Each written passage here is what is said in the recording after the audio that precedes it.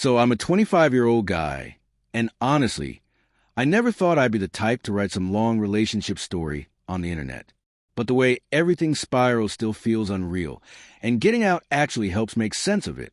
I met my ex about 1.5 years ago. In the beginning, she was fun, loud in a charismatic way, always full of energy, and everything felt exciting instead of overwhelming. She loved attention, big gestures, posting everything online, and at first it didn't bother me. It felt flattering that someone wanted the world to know she was with me. But around 6 or 7 months in, small things started feeling off. Nothing dramatic, just little cracks you ignore, because the good parts overshadow them. She'd get irritated if I didn't text back fast enough. She'd ask why some random girl liked my photo.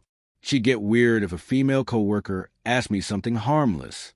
Stuff you shrug off because you think everyone has their insecure moments. Except her moments became patterns. By month 10, it felt like I had to reassure her about something every single day. If I didn't answer for 15 minutes, she'd send, followed by a voice note asking where I was. If I went out with friends, she needed a full rundown. Who was there, where we went, why we stayed that long. I tried to be patient because I cared, and I knew she'd been cheated on before. But being understanding slowly turned into bending myself into shapes I didn't recognize. Then came the phone stuff. It started casually. She'd say, "What's your password again?" in that light tone people use when they're actually serious. I'd laugh it off because I'm just not someone who gives up their password, even if I have nothing to hide. It's not about secrecy. It's about having a little space that's just mine. Your phone isn't just a device. It's every private conversation, every dumb joke from friends, every photo, your bank apps, everything. I told her that every single time. She said she understood, but she didn't. She brought it up again and again, sometimes joking, sometimes frustrated, and sometimes trying to peek when I typed my code. It slowly stopped being about trust and turned into her needing control just to feel okay. The last month of our relationship was basically one big argument spread out over different days. She was convinced I had something to hide. Every time my phone buzzed, she'd look at me before I even checked it. Every time I replied to someone, she'd ask who it was. The atmosphere wasn't relaxed love anymore. It was constant defense mode. Then came the moment everything blew up. We were at her place, just having a normal day, which honestly had become rare. Suddenly she turned serious and said, "I need your phone password. Right now." No explanation. No build-up. Just a demand. I asked why it mattered so much out of nowhere. She said she was done feeling insecure, and the only way for us to last was full transparency. Basically an ultimatum. Give her my password, or we break up. She said it like it was the most reasonable thing in the world. I don't do ultimatums. They feel like someone tying a leash around your neck and calling it love. So I told her if those were the only options, then we were done. She froze. I think she genuinely believed I'd cave like I had during smaller arguments before. She thought this was just another moment where I'd been because I wanted peace. When she realized I wasn't joking, her face just dropped.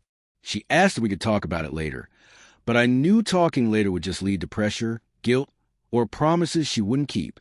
So I got my stuff and left. Outside her apartment, I blocked her number. Not because I hated her. If anything, it hurt doing it. But I knew she'd blow up my phone until she got the answer she wanted. Blocking her was the only way to prevent the cycle from starting again. I honestly thought that was the end. The next morning, my doorbell rang. I opened the door half asleep thinking it was a delivery, and instead found her standing there. Hair messy, eyes swollen, completely exhausted like she'd been crying for hours. She wasn't angry. She was devastated. Then she just broke down.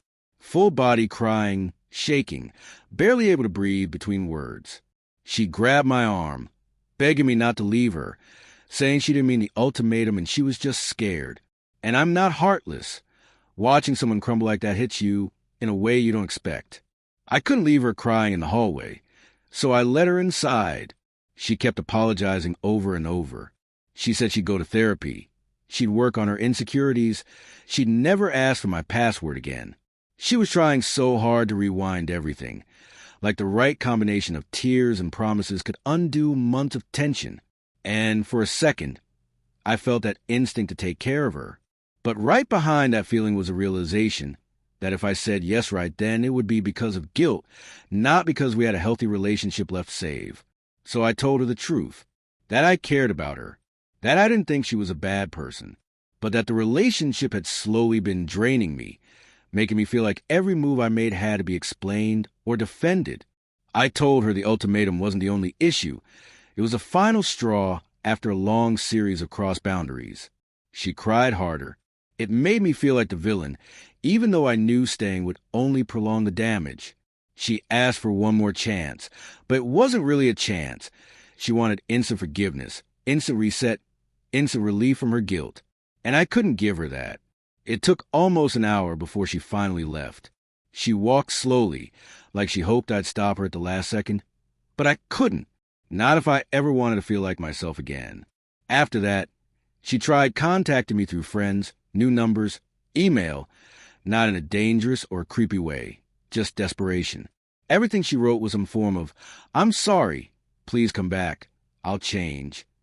And it sucked because I knew she wasn't a terrible person, just someone drowning in their own fear and pulling me under with her. Eventually, she stopped. A mutual friend told me she actually did start therapy. I hope she sticks with it. Not for me, but for herself. She needs to learn how to feel secure without controlling someone else's life. Looking back, I don't regret ending it. I don't regret choosing my boundaries over an ultimatum. I don't regret refusing to hand over my privacy like it was something she automatically deserved. Relationships need trust, not surveillance. Reassurance, not interrogation. Space, not ultimatums. I hope she heals and finds someone who helps her feel safe without her needing to hold them tight enough to suffocate them. And I hope I find someone who understands the difference between sharing your life and giving up every corner of your personal space. In the end, she asked me to choose between my privacy and the relationship. I chose myself.